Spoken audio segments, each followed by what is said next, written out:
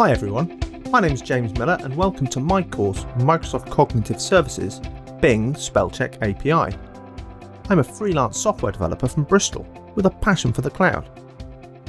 Bing Spellcheck uses advanced machine learning and natural language processing to provide spelling and grammar correction that's constantly learning. It's a powerful service that allows you to infuse your applications with real-time spelling and grammar correction.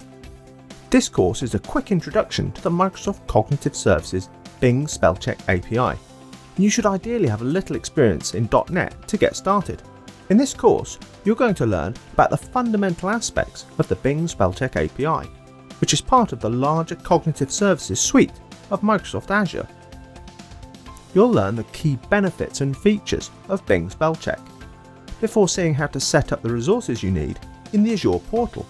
You'll learn about the different modes available and how to switch between them, before finally learning how to process the results so that you can use them within your application.